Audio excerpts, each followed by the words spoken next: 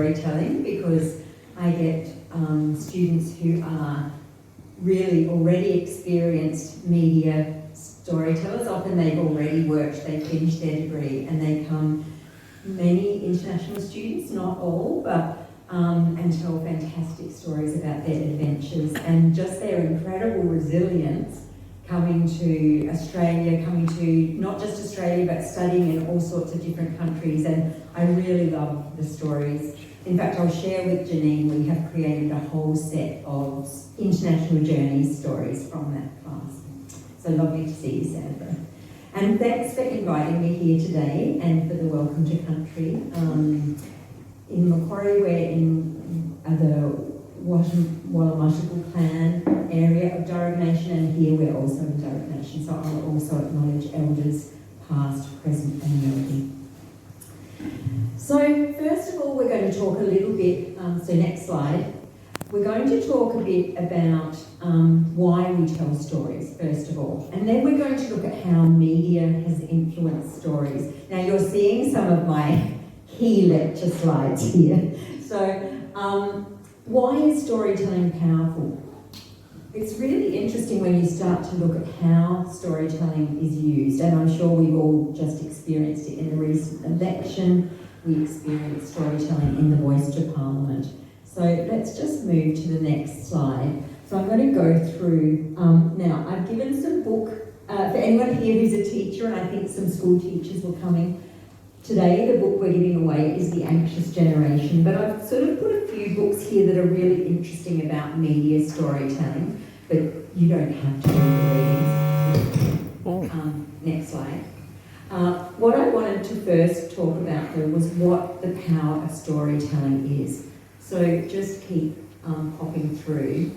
So storytelling really shapes our culture. We've come here, many of us with backgrounds in Europe and other places we've migrated from, and here we've encountered wonderful storytelling from 65,000 years of Indigenous storytelling, and we're in a process of starting to understand how these stories intersect, how we can respect Indigenous stories, how we can recognise our own colonial stories. So, stories shape our ways of communicating. They give form to what we can imagine and also make sense via history. They're very powerful. They can be linked strongly to ideology, as we're finding with social media at the moment and how it can influence young people. We're going to talk about that later. It informs what we think is possible. Writers like George Orwell and other futurists have kind of given us ideas. William Gibson have given us ideas for what the future could look like. Ethicists such as Peter Singer give us ideas about how we can live our life more responsibly. So storytelling is incredibly important alongside maths, science and all the other wonderful things that help our society. Keep going. So interestingly, storytelling, and I always love this. Have you ever tried to tell a story, and when you actually tell it, you tell it in a different order? Because the way life actually happens is fairly messy. You know, you might meet the person you love when you're 20, you might go on a bit of a journey, and then you might meet them again. But when you tell a story, you usually tell it in a line. But in fact, life is very chaotic, but story helps give form and contain the time frame of the narratives of our lives, which I really love. Next slide. So similarly, all cultures rely on narrative conventions, and I've got some pictures here. Obviously, cultural exchange and storytelling and narrative has been linked in this country for, tens of thousands of years. The stories, early story forms are often contained, they'll find some sort of archaeological tablet and it might just be a receipt for a sheep or something like that. So stories were originally told on tablets, and they could have been something as simple as an exchange, a business exchange. But we have become sophisticated storytellers, and we tell stories in many areas. Now, in the next slide, we're going to try and show, stories, again, shape our ways of communicating. But in the next slide, we're going to just have a look, if we can, at Auntie Julie Jansen. Now, Auntie Julie Jansen is an elder of the Darug people has anyone met Auntie Julie? You know her, yes. She's really wonderful, and she has been an amazing cultural ambassador at Macquarie University. She has done a welcome to country that we show visitors, and I always play this to my students from other countries. We're going to try and play this. The sound will be low, but you can read.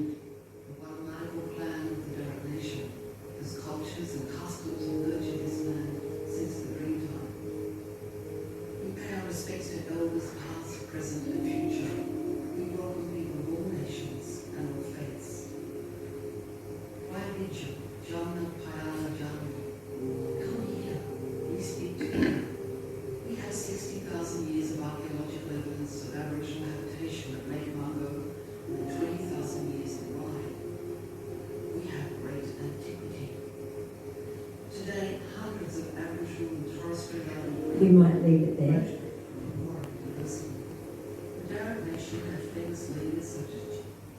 Yes, I love playing that. Auntie Julie tells wonderful stories about remembering seeing elders gathering on the banks of the Ryde River. And so I do remember her meeting Prince Andrew when he opened the Macquarie Incubator Hub and asking for some remains back. And Prince Andrew said, "Oh, talk to me afterwards." But she's a very brave woman, and I love always playing that acknowledgement to country. But now we're going to swap to the main focus of today, which is how media is affecting storytelling. So we know storytelling is important. We all use it in many ways, whether we're telling our stories to grandchildren or now as an auntie, I'm often telling family stories to my nieces and nephews and to my son. But how does media affect storytelling?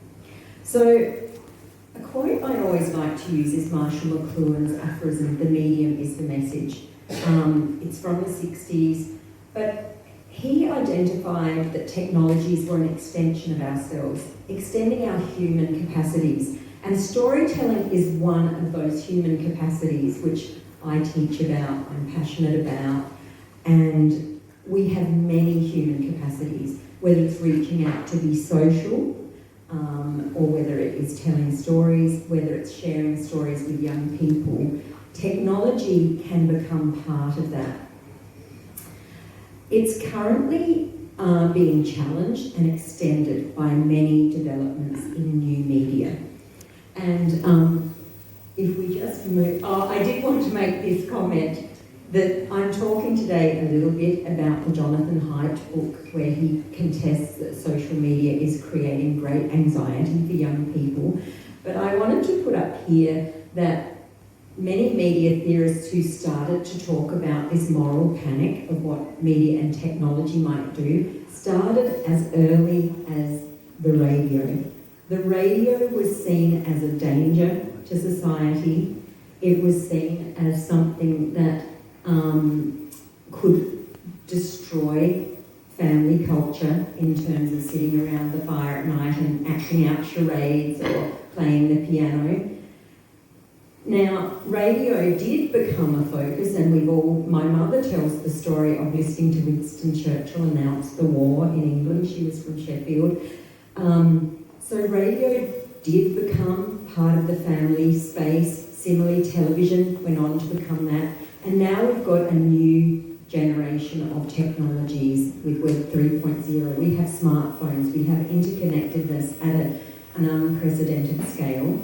But I think we can also take into account the history of technology and how it's both something to question, but also it's always been part of extending what we already do, which is communicate with each other, connect and form communities. So, interestingly, one of my other interns, Sandra, one of my first interns ever, Shavika, has just made a firm friend in Finland She goes and works now in Finland, and they go to music festivals together, and she met that friend on the internet. So technology works in incredible ways as well. Okay, we'll keep going. So this is from my doctorate, but what's interesting about digital platforms, and I will acknowledge that the ABC was the first Australian broadcaster that did create digital platforms. Britain had done it beforehand, but all of the other channels, all the commercial channels, have now got free-to-air and digital platforms, but ABC has always been an innovator in areas of technology. And its innovation area is absolutely, and its interactive area is very much was a first in Australia. So we'll keep going. So this was what the media landscape used to look like. So this is the 70s. I don't know if you can see this, but if you look at that map, you've got television, music, cinema, radio, billboards, and outdoor events. Now let's jump to 2010, and this has expanded since this, but just look at the expansion of that landscape. And we could add a lot now, and some things will have completely gone. So we've got the smartphone archipelago, we've got Androids and tablets, we've got the Twitter plateau, well that's now become the X plateau. So things have changed, things have evolved.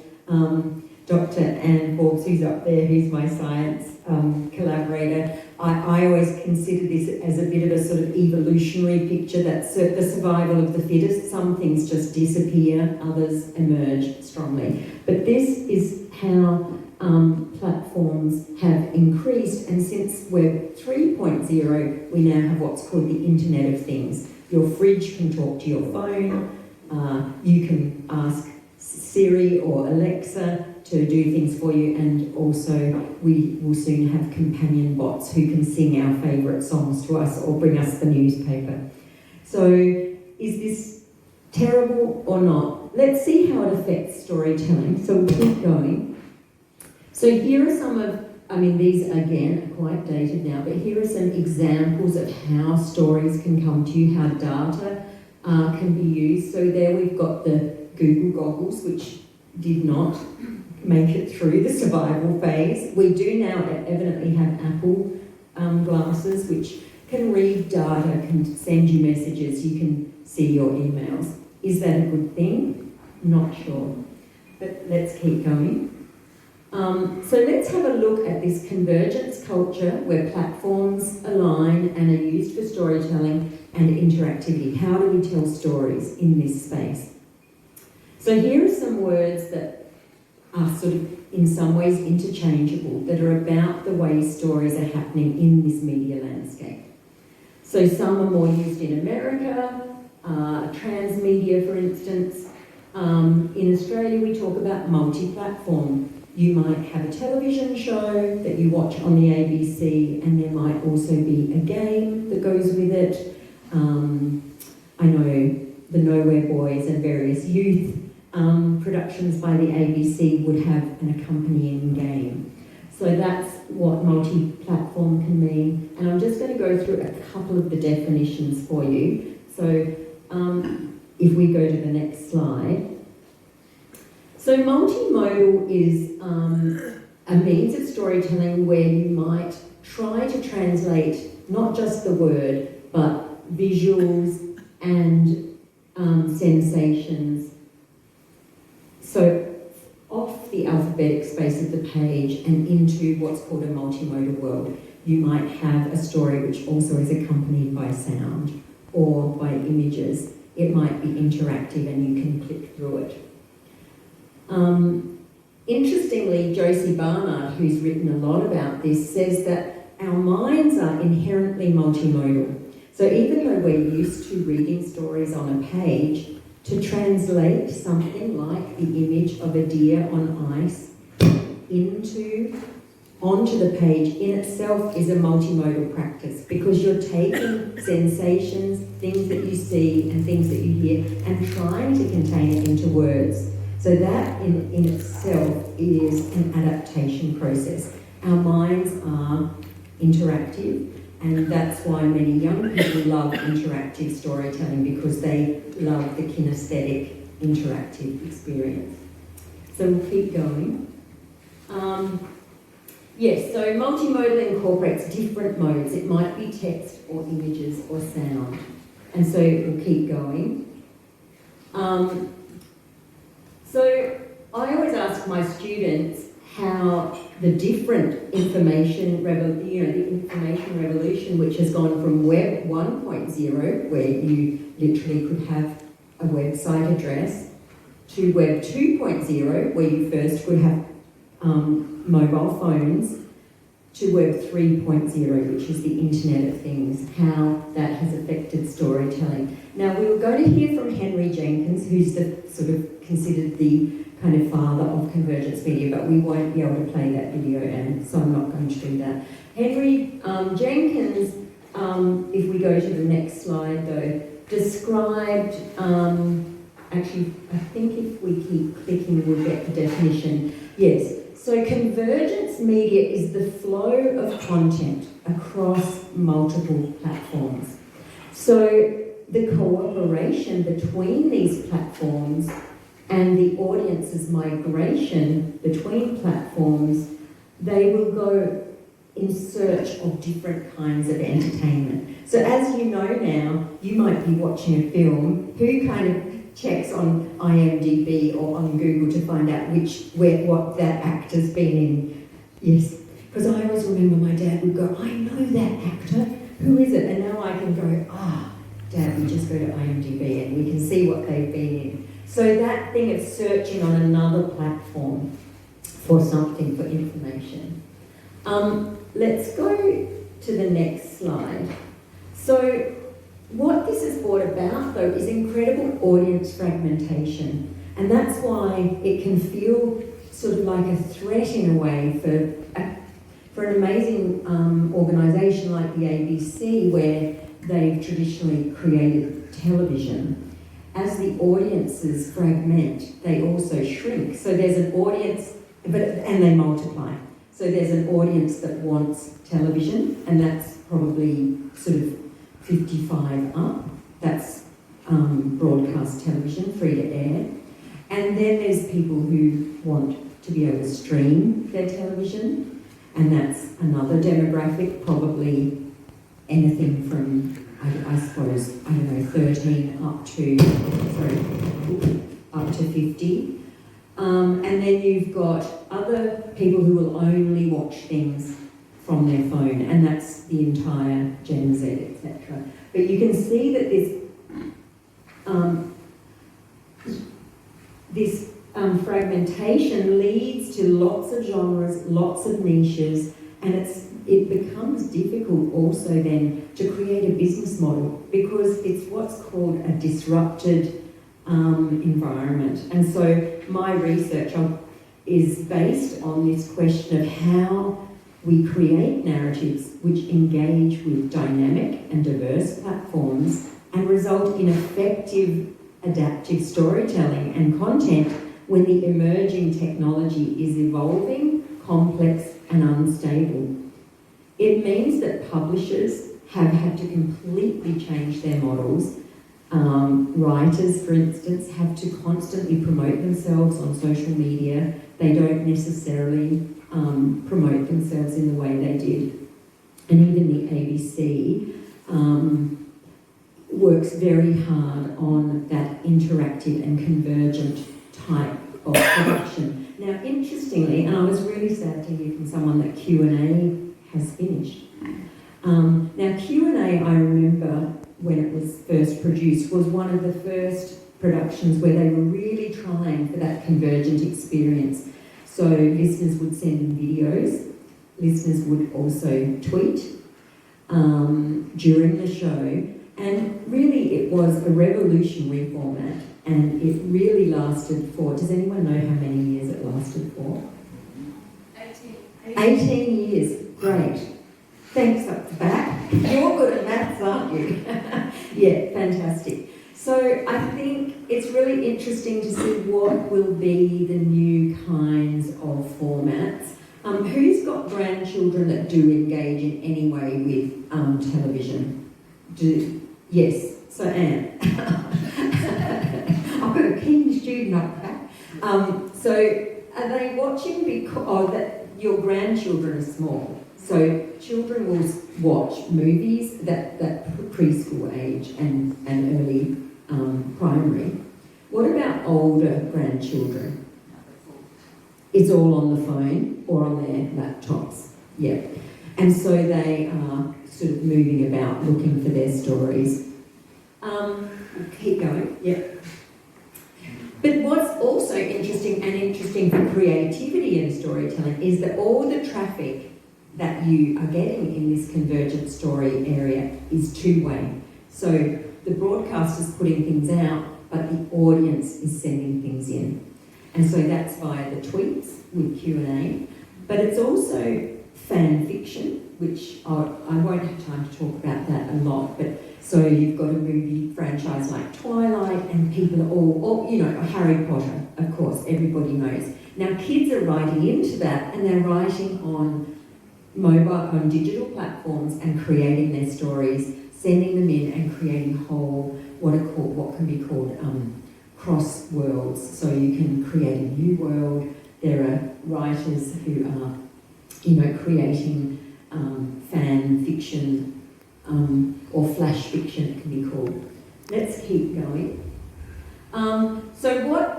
To make sense of how it is for younger people engaging with it, this is called often lean forward. So traditionally, we've done what's called sit back. So there's sit back technology, a sit back engagement, where we might sit back and we watch television. We're told a story, even in theatre, we're often told a story and we watch it. We sit back and we're entertained.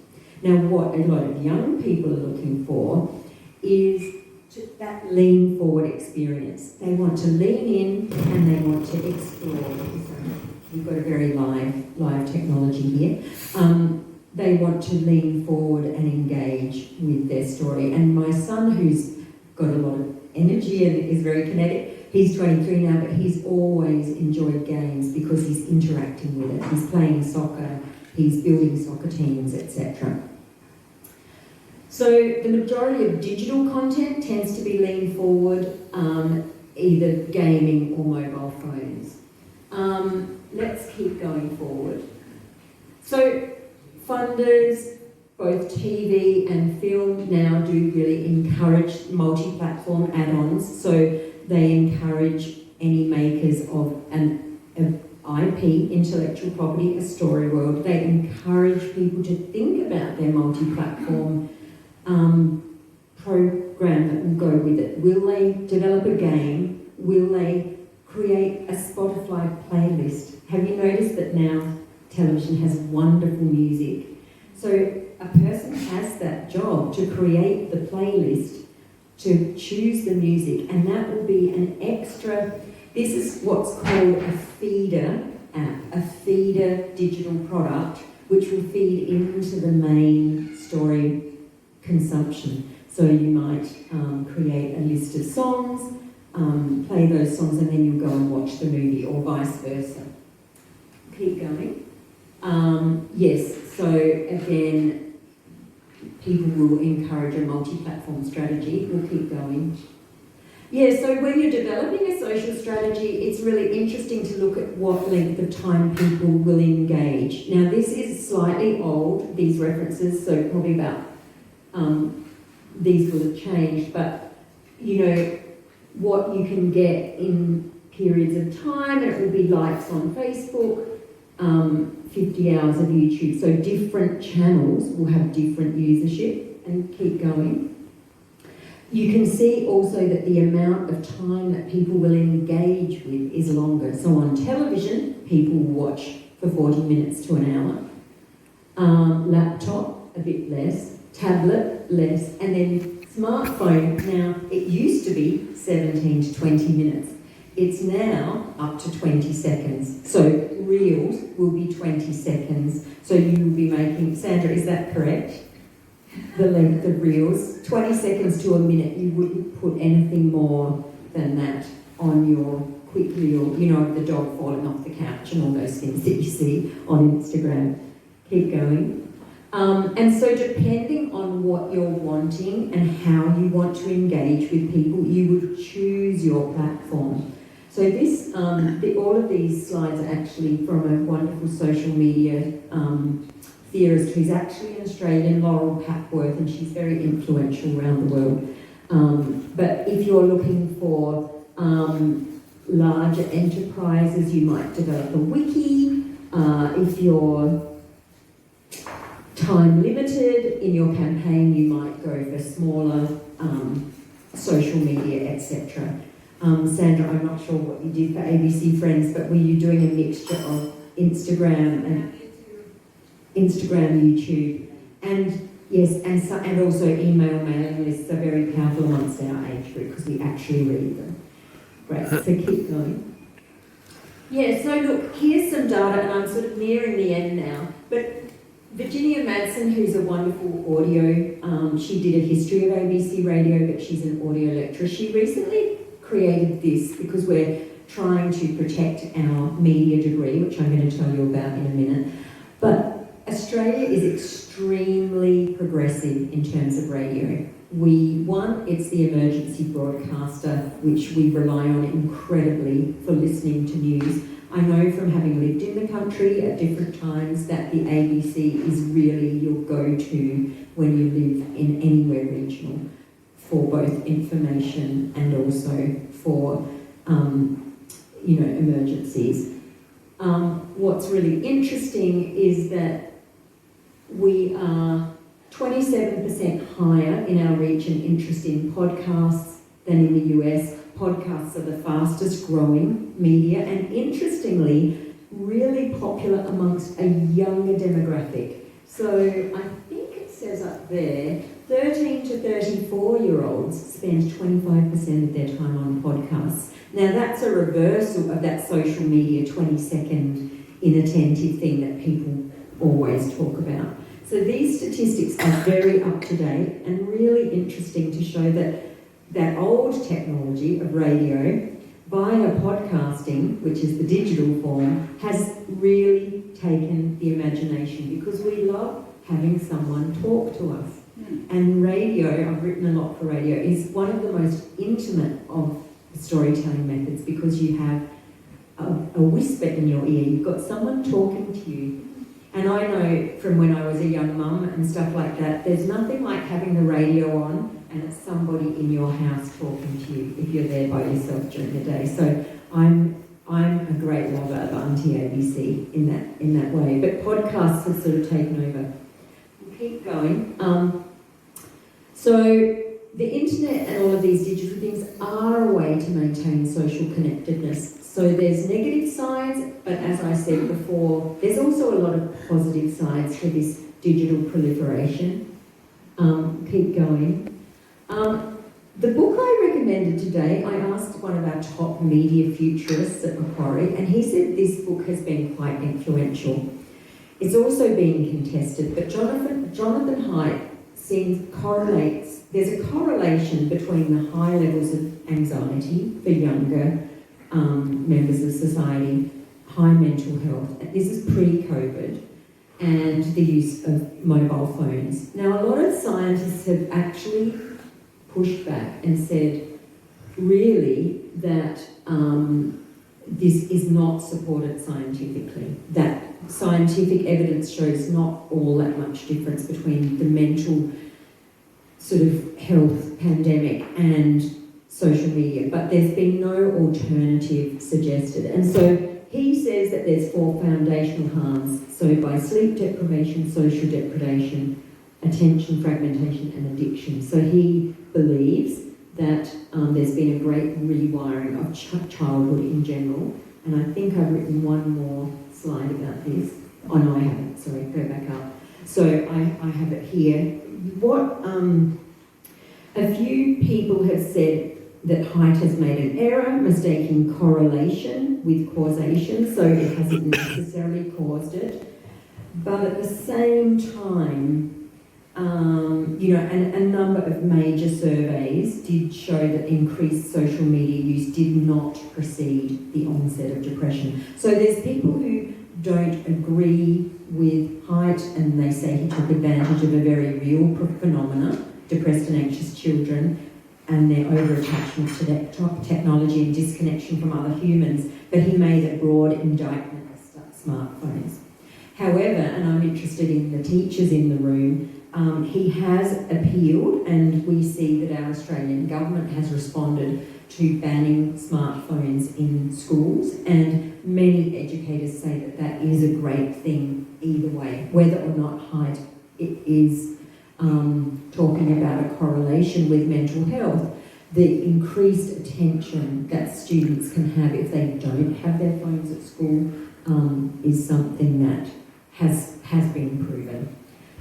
So, yeah, look, I guess, again, this mobile phone and anxiety issue is linked to all of those moral panics about video games. Previously it was radio. I remember when I was young it was television. Would we all get square eyes? I don't know if you remember those kind of things. So I guess what I've tried to present you with is, I think, have I come to my time? I've got a bit more, but is it good? Keep going. Keep going, okay. All right, I'm going to take you through a couple more things.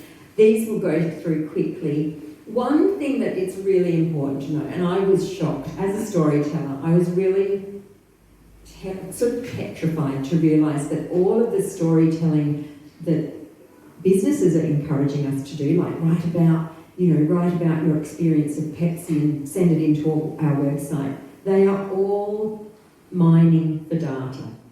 So story is being used as a data collection method.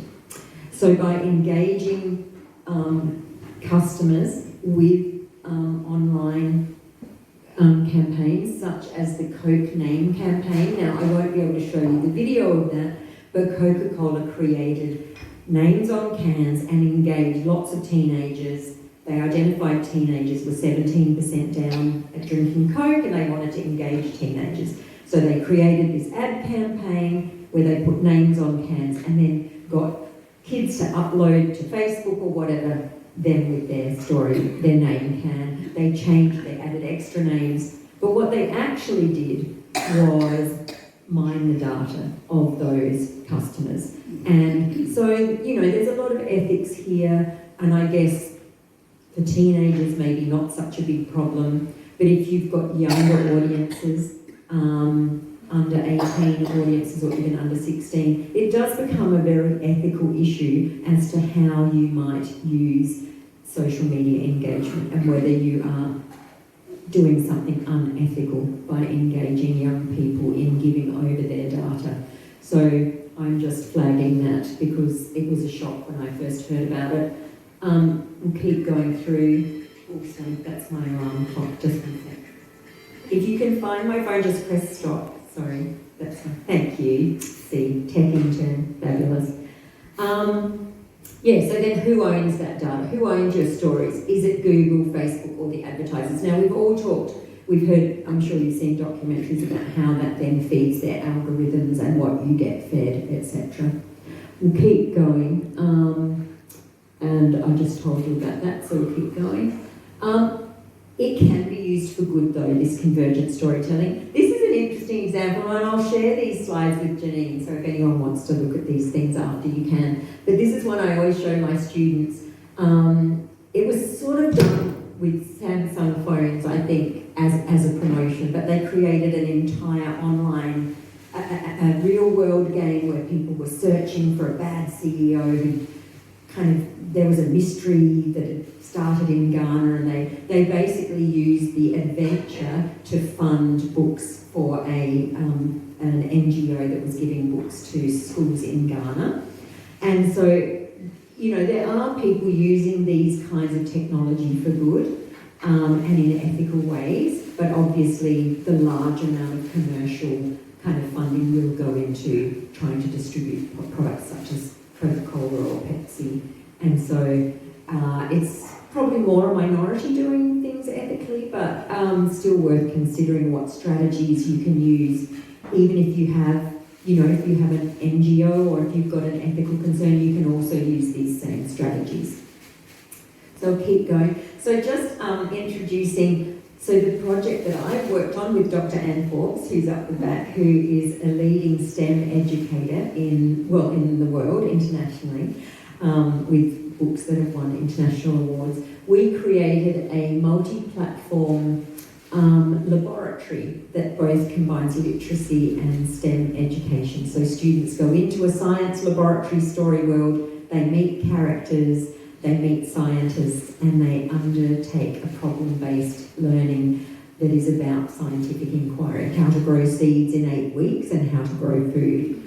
Here are some of the students at Holy Family Linfield, and yes, our solution is we teach the teachers at the same time. Sorry, the slide formatted in a weird way. It's for students from stage 3 to 4. Yeah, so grades 3 through to grade 6, and Anne's teaching methods are embedded so that teachers can learn how to teach STEM, but the kids also get to engage with choosing tools and choosing a character and running an experiment. So that's our research that we've been running through Macquarie. And finally, I'll just quickly talk about ABC. So just go to the next slide. I just want to check. Oh, that was, yes, so I've shown you those statistics already. But also they've started using a wonderful format called Odyssey, which they created, and they now tell wonderful long-form stories out of the news department using this Odyssey format. One I use with my students a lot is the history of the first Mardi Gras, and it's a set of interviews with the original 78ers who were on the march, and then it also has an animation that shows the truck going down Oxford Street, and my students really kind of enjoy getting to know that history and then takes them to the contemporary Mardi Gras, etc. So these interactive storytelling formats are things the ABC has really grasped and is doing very prize-winning work in this area.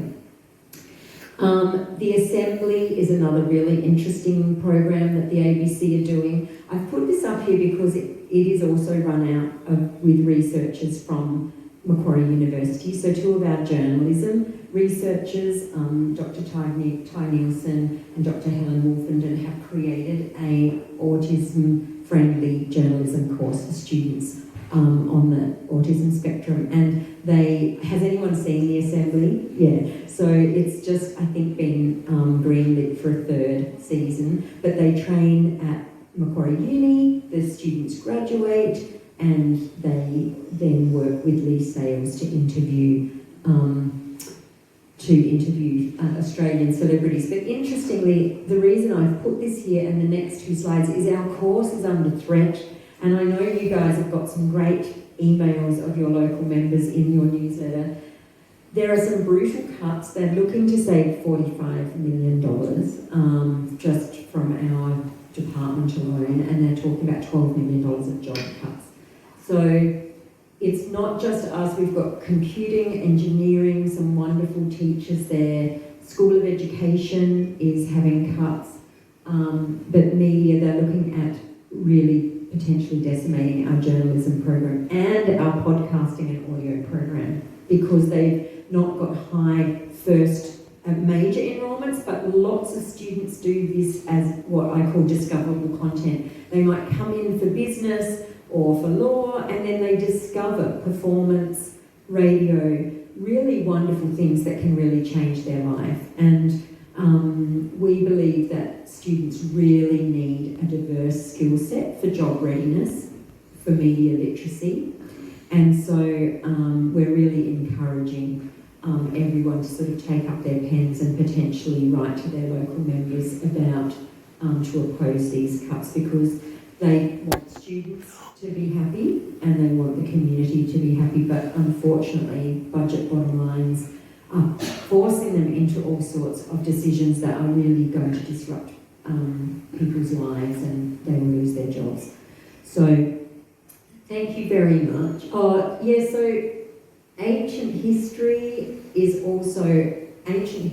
and archaeology are kind of leading world-leading courses at Macquarie, very, very famous.